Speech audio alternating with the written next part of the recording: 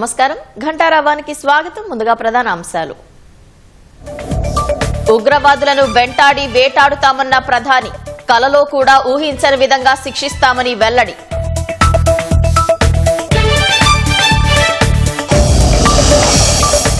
రాజ్నాథ్ సింగ్ అధ్యక్షతన ఢిల్లీలో అఖిలపక్ష సమావేశం. ఉగ్రదాడి ఘటన తీసుకున్న చర్యలను వివరిస్తున్న కేంద్రం.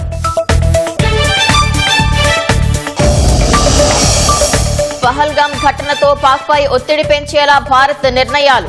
సింధు జలాల ఒప్పందంతో పాటు పాక్ పౌరులకు వీసాలు నిలిపివేత. సింధు జలాల నిలిపివేత యాక్ట్ ఆఫ్ వార్ అన్న పాకిస్తాన్.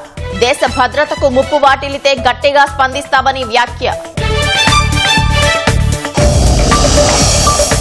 ఛత్తీస్గఢ్ ఎదురు కాల్పుల్లో 3 మావోయిస్టుల హతం. కర్రెగుట్టను జల్లెడ పడుతున్న 10,000 మంది భద్రతా బలగాలు.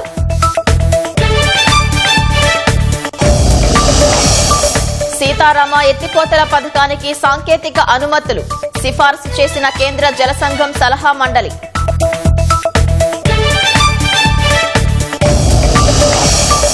తుదిదశ విచారణ మొదలుపెట్టిన కాళేశ్వరం కమిషన్. మే 2వ వారంలో ప్రభుత్వానికి పూర్తి నివేదిక.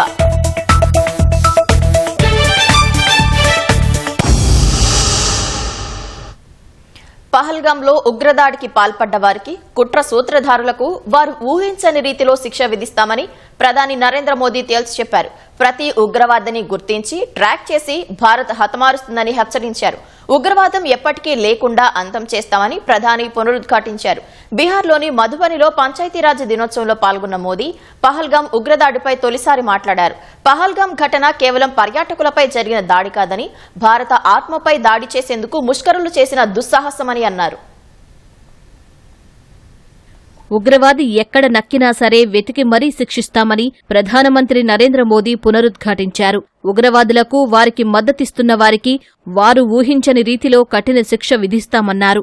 జాతీయ పంచాయతీరాజ్ దినోత్సవం సందర్భంగా బీహార్లోని మధుబనిలో ఏర్పాటు చేసిన కార్యక్రమంలో ప్రధాని పాల్గొన్నారు. ఈ సందర్భంగా పహల్గాంలో ఉగ్రదాడి గురించి ఆయన ప్రస్తావిస్తూ ముష్కరులకు గట్టి హెచ్చరిక చేశారు. ఉగ్రవాదులు భారీ మూల్యం చెల్లించుకోక తప్పదని అన్నారు. తొలుత తన ప్రసంగం ఆరంభంలో పహల్గాం మృతులకు ప్రధాని నివాళులర్పించారు. మోదీతో పాటు సభలోని వారంతా 1 నిమిషం పాటు మౌనం పాటించి అంజలి ఘటించారు. ఉగ్రదాడి కేవలం పర్యాటకులపై జరిగిన దాడి మాత్రమే కాదన్న ప్రధాని, భారత ఆత్మపై దాడి చేసేందుకు శత్రువులు చేసిన దుస్సాహసమని పేర్కొన్నారు. ये हमला सिर्फ निहत्थे पर्यटकों पर नहीं हुआ है, देश के दुश्मनों ने भारत की आत्मा पर हमला करने का दुस्साहस किया है. मैं बहुत स्पष्ट शब्दों में कहना चाहता हूं, जिन्होंने ये हमला किया है उन आतंकियों को और इस हमले की साजिश रचने वालों को उनकी कल्पना से भी बड़ी सजा मिलेगी. ఉగ్రదాడి బాధితులకు న్యాయం చేసేందుకు అన్ని ప్రయత్నాలు చేస్తామన్నారు.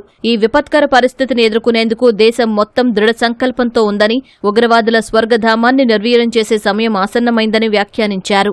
ఉగ్రమూకల వెన్నెముకను 140 కోట్ల మంది విరిచేస్తారని ప్రధాని గట్టిగా హెచ్చరించారు. ప్రతి ఉగ్రవాదిని గుర్తించి ట్రాక్ చేసి శిక్షిస్తామని యావత్ భారతీయులకు హామీ ఇస్తున్నట్టు ప్రధాని పేర్కొన్నారు. And punish every terrorist and their backers. We will pursue them to the ends of the earth. India's spirit will never be broken by terrorism. Terrorism will not go unpunished. ఈ నెల 22న జమ్మూ కాశ్మీర్లోని అనంతనాగ్ జిల్లా పహల్గాంలోని ప్రముఖ పర్యాటక ప్రాంతమైన బైసరన్లో ముష్కరులు నరమేధానికి పాల్పడ్డారు. పర్యాటకులను చుట్టుముట్టి అతి సమీపం నుంచి కాల్పులు జరిపారు. ఈ ఘటనలో ఓ కాశ్మీరీ యువకుడు సహా 26 మంది ప్రాణాలు కోల్పోయారు. పాక్ పౌరులకు జారీ చేసిన వీసా సేవలను భారత్ నిలిపివేసింది. ఈ నెల 27 వరకు అన్ని వీసాలు రద్దవుతాయని తెలిపింది. వీసాల గడువు ముగిసేలోగా పాక్ పౌరులంతా భారత్ను వీడి వెళ్లాలని స్పష్టం చేసింది. పాక్లో ఉన్న భారత పౌరులు త్వరగా దేశానికి తిరిగి రావాలని కేంద్రం సూచించింది. అటారీ వాఘా సరిహద్దు మూసివేతకు కేంద్రం నిర్ణయం తీసుకున్న వేళ పలువురు పాక్ జాతీయులు అటారీ సరిహద్దు గుండా భారత్ను వీడి వెళ్లిపోతున్నారు. కశ్మీర్లో ఉగ్రదాడి తర్వాత పాకిస్తాన్పై ఒత్తిడి తెచ్చే నిర్ణయాలు తీసుకుంటున్న భారత్ తాజాగా పాక్ పౌరులకు తక్షణమే వీసా సేవలు నిలిపివేసింది. ఈ నెల 27 నుంచి పాక్ పౌరులకు జారీ చేసిన అన్ని వీసాలు రద్దవుతాయని తెలిపింది. పాక్ పౌరులకు జారీ చేసిన వైద్య వీసాలు ఈ నెల 29 వరకే చెల్లుబాటు అవుతాయని కేంద్రం వెల్లడించింది. వీసాల గడువు ముగిసేలోగా పాక్ పౌరులంతా భారత్ను వీడి వెళ్లాలని స్పష్టం చేసింది. పాక్ పర్యటనకు దూరంగా ఉండాలని భారత పౌరులకు సూచించింది. పాక్లో ఉన్న భారత పౌరులు త్వరగా దేశానికి తిరిగి రావాలని కేంద్రం సూచించింది.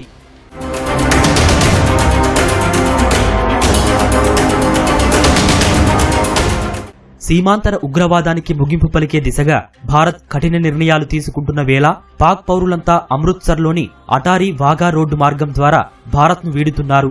అటారీ వాఘా సరిహద్దు మూసివేతకు కేంద్రం ఇప్పటికే నిర్ణయం తీసుకుంది. సరిహద్దు దాటిన వారు మే 1లోగా వెనక్కి వెళ్లిపోవాలని ఆదేశించింది.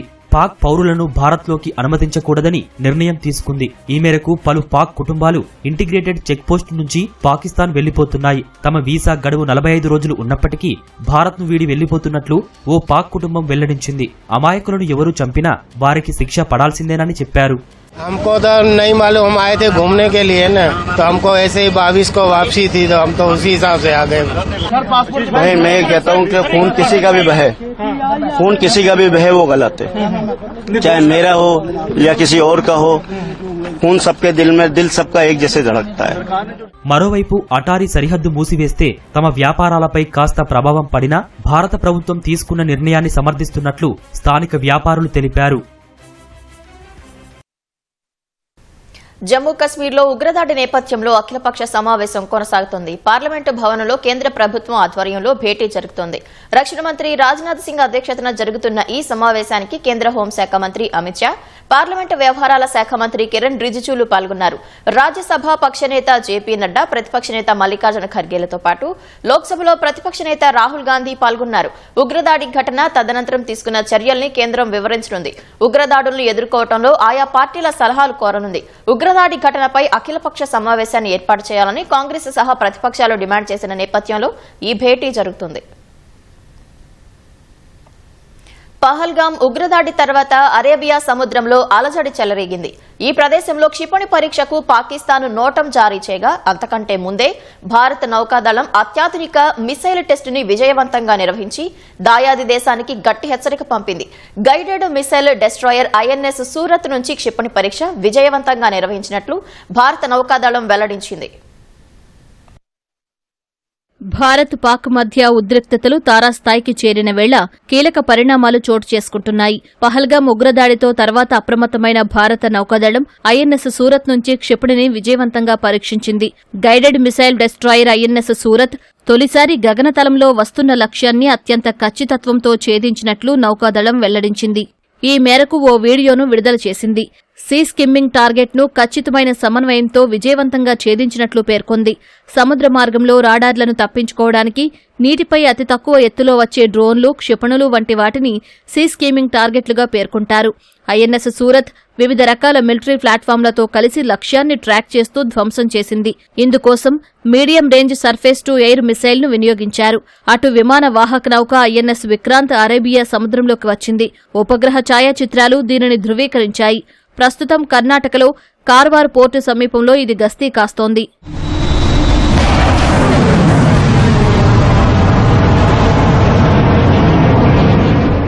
మరోవైపు దాయాది దేశం కవ్వింపు చర్యలకు పాల్పడుతోంది. అందులో భాగంగా క్షిపణి పరీక్షలకు పాక్ సిద్దమైంది. నేడు రేపు కరాచీ తీరం వెంబడి ఎకనామిక్ ఎక్స్క్లూజివ్ జోన్లో భూతలం నుంచి భూతలం పైకి క్షిపణి ప్రయోగాలు నిర్వహించేందుకు పాకిస్తాన్ నోటిఫికేషన్ జారీ చేసింది. ఈ పరిణామాలను భారత్ నిశితంగా పరిశీలిస్తోందని రక్షణ రంగ వర్గాలు వెల్లడించాయి. మరోవైపు కశ్మీర్లో ఉగ్రదాడి నేపథ్యంలో పలు నగరాల్లో భద్రతను కట్టుదిట్టం చేశారు. ముంబై నగరంలో పోలీసులు క్రమం తప్పకుండా రాత్రిపూట గస్తీ నిర్వహించాలని ప్రభుత్వం ఆదేశించింది. సీనియర్ అధికారులు నిత్యం అప్రమత్తంగా ఉండాలని ఆదేశాలు జారీ చేసింది. బీచ్, 5 స్టార్ హోటల్స్, రైల్వే స్టేషన్లు, షాపింగ్ మాల్స్, ప్రజలు ఎక్కువగా గుమిగూడే ప్రదేశాల్లో పెట్రోలింగ్ జరుగుతోంది. పహల్గాం ఉగ్రదాడి నేపథ్యంలో భారత్ తీసుకున్న నిర్ణయాలపై పాక్ స్పందించింది. ఇస్లామాబాద్ లో జాతీయ భద్రతా కమిటీ సమావేశం నిర్వహించిన ఆ దేశ ప్రధాని షహబాజ్ షరీఫ్ పలు కీలక నిర్ణయాలు తీసుకున్నారు. వాఘా సరిహద్దును మూసివేయాలని, సిక్కు యాత్రికులను మినహాయించి భారతీయులకు సార్క్ వీసాలను నిలిపివేయాలని పాక్ నిర్ణయించింది. ఇస్లామాబాద్ లో భారత దౌత్యవేత్తల సంఖ్యను 30కి తగ్గిస్తూ నిర్ణయం తీసుకుంది. భారత హైకమిషన్లోని మిలిటరీ అడ్వైజర్లను ఏప్రిల్ 30లోగా వెళ్లిపోవాలని పాకిస్తాన్ ఆదేశించింది. మూడో దేశం ద్వారా జరిపే వ్యాపారం సహా భారత్తో అన్ని రకాల వాణిజ్యాలను తక్షణమే నిలిపివేస్తున్నట్లు పాక్ ప్రకటించింది. భారత్కు చెందిన విమానాలు పాక్ గగనతలంలోకి రాకుండా నిషేధం విధించింది. సింధు జలాల ఒప్పందం ప్రకారం పాకిస్తాన్కు ఉద్దేశించిన నీటిని మళ్లించడం లేదా నిలిపివేతకు చేసే ఏ ప్రయత్నాన్నైనా యాక్ట్ ఆఫ్ వార్ గా పరిగణిస్తామని పాక్ పేర్కొంది. పాక్ సార్వభౌమత్వానికి, భద్రతకు ముప్పు వాటిల్లితే గట్టిగా స్పందిస్తామని ఎన్ఎస్సీ సమావేశం తర్వాత పాకిస్తాన్ ప్రకటించింది. షహబాజ్ షరీఫ్ నేతృత్వంలో జరిగిన ఈ భేటీలో పాక్ సైన్యానికి చెందిన ఉన్నతాధికారులు, మంత్రులు, భద్రతా కమిటీ సభ్యులు, ఇతర సీనియర్ అధికారులు పాల్గొన్నారు.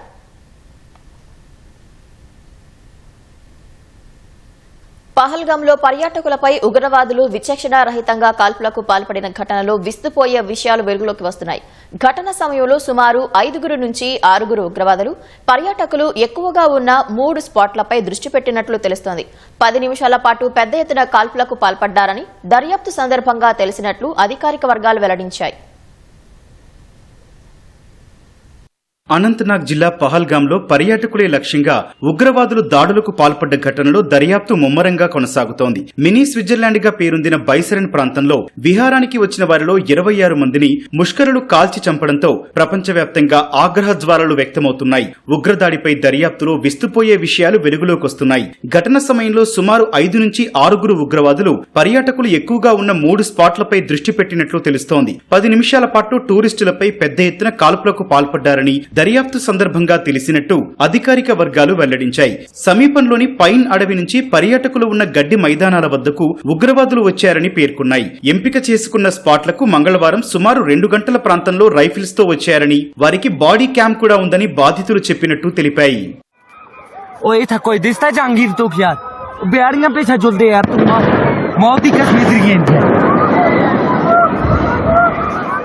ఉగ్రదాడి నుంచి ప్రాణాలతో బయటపడ్డవారు ఆ ఘటనను తలుచుకొని భయభ్రాంతులకు గురవుతున్నారు. పర్యాటకుల మతమడిగి మరీ కాల్పులు జరిపారని పలువురు బాధితులు పేర్కొన్నారు. ఎక్కువగా తలలపై కాల్పులు జరిపినట్టు తెలిపారు. బుల్లెట్ గాయాలైనప్పటికీ కొందరు కొద్ది సమయం పాటు ప్రాణాలతో ఉన్నారని, వెంటనే ఆస్పత్రికి తరలిస్తే బతికేవారని పేర్కొన్నారు. కాల్పులు జరిపిన తర్వాత వచ్చిన దారినే ఉగ్రవాదులు అడవిలోకి పారిపోయినట్టు చెప్పారు. సుమారు 2.5 గంటలకు భద్రతా దళాలకు సమాచారం అందగా బైసరన్ కు వాహనాల ద్వారా చేరుకునే పరిస్థితి లేకపోవడంతో అక్కడికొచ్చేసరికి కాస్త సమయం పట్టిందని సంబంధిత వర్గాలు తెలిపాయి. ముష్కరులు వెళ్లిన ప్రాంతంలో ముమ్మరంగా గాలింపు కొనసాగుతోంది. ఇప్పటికే ఉగ్రవాదులకు సంబంధించిన ఊహా చిత్రాలను అధికారులు విడుదల చేశారు. జమ్మూ కశ్మీర్లో పహల్గాం ఉగ్రదాడి తర్వాత పాకిస్తాన్ను భారత్ ఊహించని దెబ్బకొట్టింది. సింధు జలాల ఒప్పందాన్ని సస్పెండ్ చేసి దాయాది దేశానికి పెద్ద షాక్ ఇచ్చింది. సింధు నదిపై పాక్ ఏ స్థాయిలో ఆధారపడింది, సింధు జలాల ఒప్పందం రద్దుతో పాక్ ఆర్థిక వ్యవస్థ ఎలా కుప్పకూలుతుందో ఈ కథనంలో చూద్దాం.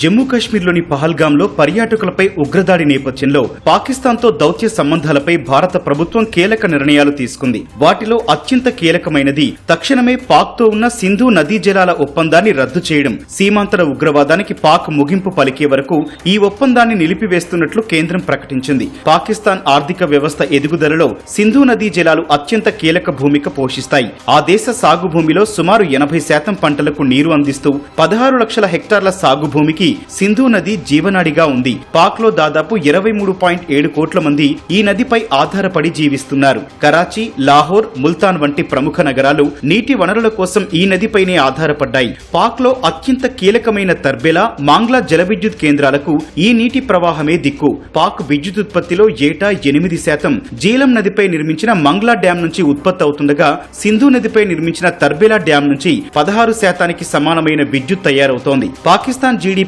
దాదాపు 25% అందిస్తున్న వ్యవసాయ ఉత్పత్తులు గోధుమ, వరి, చెరకు, పత్తి వంటి పంటలు సింధు నది ప్రవాహంపైనే ఆధారపడి ఉన్నాయి.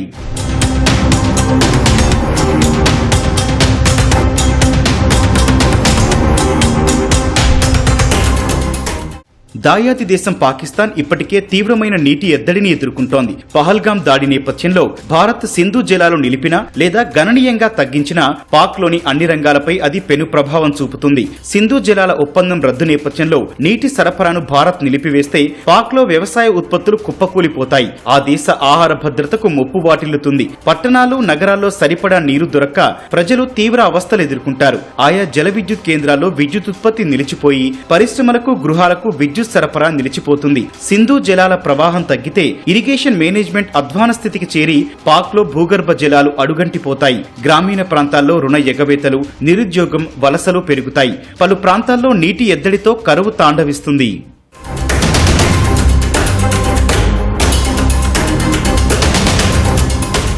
భారత నిర్ణయం తక్షణమే పాక్ పై కనిపించకపోవచ్చు. సింధు జలాలు నిల్వ చేయడానికి, మళ్లించడానికి తగిన వసతులు లేని కారణంగా ఆ నీటి ప్రవాహాన్ని వెంటనే ఆపడం భారత్ కు సాధ్యం కాదు. కాకపోతే తక్షణమే 5 నుంచి 10% ప్రవాహాన్ని మాత్రం తగ్గించే అవకాశం ఉందని నిపుణులు తెలిపారు. ఇప్పటి వరకు సింధు, జీలం, చీనాబు నదులపై ప్రవాహానికి ఆటంకం కలిగించే నిర్మాణాలు చేపట్టకుండా ఈ ఒప్పందం అడ్డుపడింది. ఒప్పందం నిలిపివేతతో భారత్ స్వేచ్ఛగా నిర్మాణాలు చేపట్టే అవకాశం కలిగింది. ఒక్కసారి భారీ డ్యాంలు నీటి ప్రవాహాలపై నిర్మిస్తే పాక్ గొంతు తడారిపోతుందని విశ్లేషకులు అభిప్రాయపడుతున్నారు.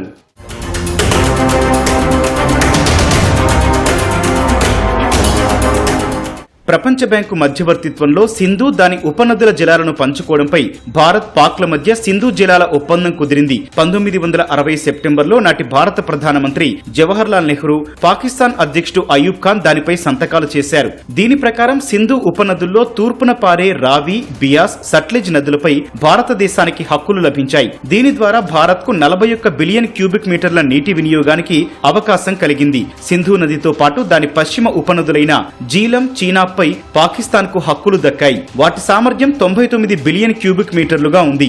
ఈ ఒప్పందం మేరకు భారత్ వాటా జలాలను సేద్యానికి పరిమితంగా, విద్యుత్ ఉత్పత్తి, రవాణా, చేపల వేటకు గరిష్టంగా ఉపయోగించుకోవచ్చు. ఇందుకోసం ఇరు దేశాల మధ్య శాశ్వత సింధు కమిషన్ ను ఏర్పాటు చేశారు. ఇరు దేశాల కమిషనర్లు ఏటా ఈ ఒప్పందం అమలుపై సమావేశాలు నిర్వహిస్తారు. ఉమ్మడి ఖమ్మం జిల్లాలో నిర్మించనున్న సీతారామ ఎత్తిపోతల పథకానికి కేంద్రం సాంకేతిక అనుమతులు ఇచ్చింది. ఢిల్లీలో కేంద్ర జలశక్తి శాఖ కార్యదర్శి దేబశ్రీ ముఖర్జీ నేతృత్వంలో జరిగిన సమావేశంలో నీటిపారుదల శాఖ ముఖ్య కార్యదర్శి రాహుల్ బోజా, ఈఎన్సీ అనిల్ కుమార్, ఇంజనీర్లు పాల్గొన్నారు. ఈ సమావేశంలో సీతారామ ఎత్తిపోతల పథకం, సీతమ్మ సాగర్ ఆనకట్టకు అనుమతులు ఇవ్వాలని కేంద్ర జలసంఘం సాంకేతిక సలహా మండలి సిఫార్సు చేసింది. ఉమ్మడి ఖమ్మం జిల్లాలో 67.05 టీఎంసీలతో నిర్మించనున్న ఈ ఎత్తిపోతల పథకంతో ఖమ్మం, భద్రాద్రి, కొత్తగూడెం, మహబూబాబాద్ జిల్లాలోని 7.87 లక్షల ఎకరాలకు సాగునీరు ఇవ్వవచ్చు. నాగార్జున సాగర్, వైరా, పాలేరు ఆయకట్టు స్థిరీకరణకు ఈ ప్రాజెక్టు ఉపయోగపడనుంది. వరంగల్లో 14 మంది మావోయిస్టులు ఐజీ చంద్రశేఖర్ రెడ్డి ఎదుట లొంగిపోయారు. వీరిలో 6 మహిళలున్నారు.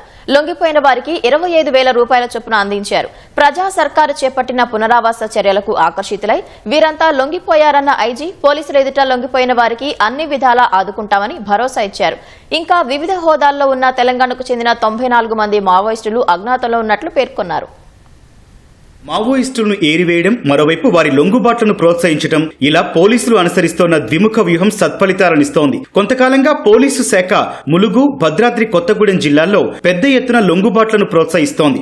పోరు కన్నా ఊరు మిన్నా, ఊరికి తిరిగి రండి, ఆపరేషన్ చెయ్యూత కార్యక్రమాల ద్వారా మావోయిస్టుల కుటుంబ సభ్యుల ఇళ్లకు పోలీసు అధికారులు వెళ్లి హింసకు స్వస్తి పలికి జనజీవన స్రవంతిలో కలవాల్సిందిగా సూచించడం, ప్రభుత్వ ప్రోత్సాహకాలు, పునరావాస చర్యలతో మావోయిస్టుల లొంగుబాట్ల సంఖ్య క్రమేపీ పెరుగుతోంది. తాజాగా వరంగల్లో ఐజీ చంద్రశేఖర్ రెడ్డి ఎదుట 14 మంది మావోయిస్టులు లొంగిపోయారు. వీరిలో ఏరియా కమిటీ సభ్యులుగా 2 4 లక్షల రివార్డుంది. మరో 4 1,00,000 రూపాయల రివార్డుంది. తక్షణ సాయంగా అందరికీ 25,000 నగదును ఐజీ అందించారు.